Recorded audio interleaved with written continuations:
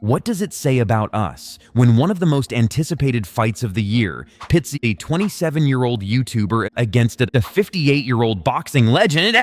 What does it say when the hype leading up to the fight is more electrifying than the fight itself?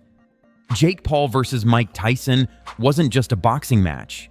It was a mirror held up to a society obsessed with novelty, nostalgia, and the spectacle of fame. The fight, held on November 15, 2024, at the AT&T Stadium in Arlington, Texas, was destined to be a cultural moment.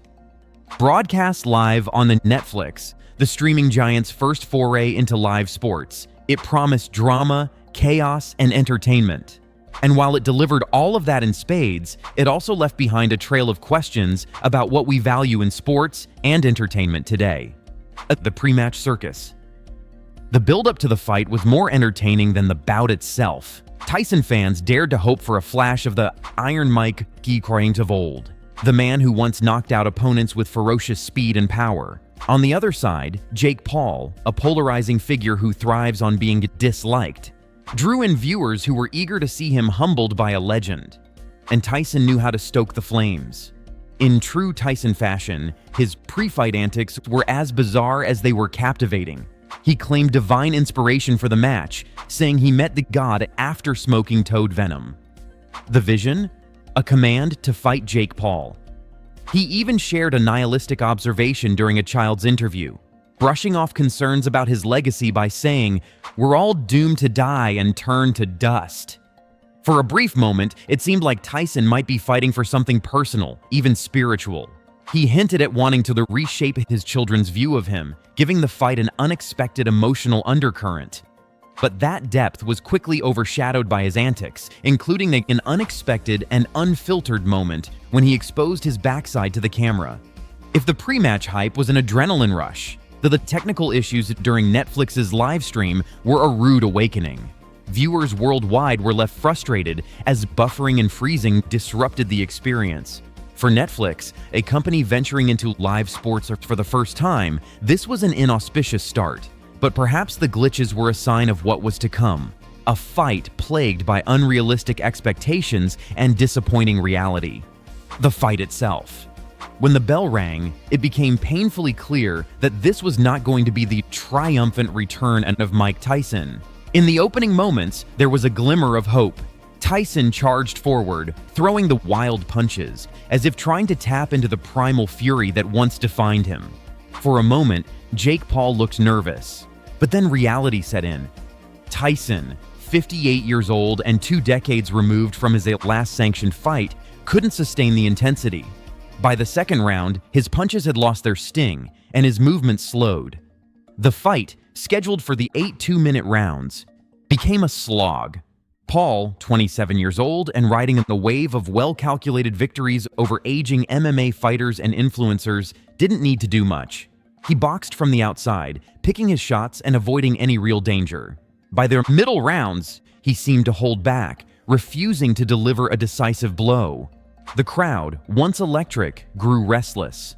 Boos echoed through the stadium as the energy drained from the fight. Tyson, struggling to land punches, looked increasingly disengaged. According to CompuBox, he landed just 18 punches out of 97 attempts. Paul, by contrast, landed 78 of his 278 punches, a lopsided performance that underlined the mismatch. The fight ended with Jake Paul bowing respectfully to Tyson, who appeared dazed and somewhat shell-shocked. For Paul, it was another win to add to his unconventional boxing resume. For Tyson, it was a sobering reminder of time's relentless march.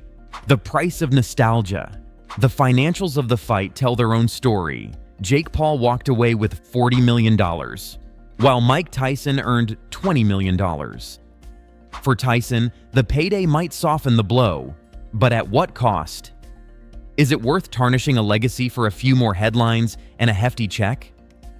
Tyson's fans were left grappling with the uncomfortable reality of seeing their hero reduced to a shadow of his former self. This was the man who once knocked out Trevor Berbick with such ferocity that Berbick struggled to stay upright after the bell. This was the man who inspired fear with a single stare. Watching him shuffle around the ring on Friday night felt less like entertainment and more like a tragedy. Jake Paul, on the other hand, emerged as the quintessential product of our time. He's not just a fighter, he's a brand, a social media sensation who understands how to monetize attention. For him, the fight was less about boxing and more about business. What's next for Jake Paul and Mike Tyson? After the fight, Jake Paul wasted no time in calling out like Canelo Alvarez, claiming that the unified super middleweight champion needs him. It's a laughable assertion.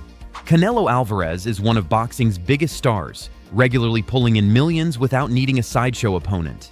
While Alvarez has left the door open for a fight, it's hard to imagine Friday's performance convincing him to step into the ring with Paul. Paul does have other options. A long-awaited match with fellow YouTuber KSI would undoubtedly draw huge numbers. A rematch with Tommy Fury, who handed Paul his only career defeat, could also be on the horizon. And if Paul wants to chase legitimacy in the sport, he's not far off. WBC President Mauricio Sulaiman has already hinted that Paul is on his way to earning an official ranking. As for Tyson, he hinted at the possibility of facing Jake's brother, Logan Paul, after the fight. It's hard to know whether he was serious or simply caught up in the moment. Either way, it's a prospect that feels more bittersweet than exciting. This fight was less about skill and more about storytelling. Tyson, the aging legend, represented the power of nostalgia. Paul, the brash YouTuber, embodied the disruptive force of the internet age. So what did we learn from Jake Paul versus Mike Tyson? Perhaps that we crave the spectacle more than substance. Perhaps that we're willing to trade legacy for entertainment. Or perhaps that we're all complicit in the machine that makes events like this possible. If you enjoyed this breakdown of the fight and the cultural forces behind it, make sure to like, subscribe, and comment below.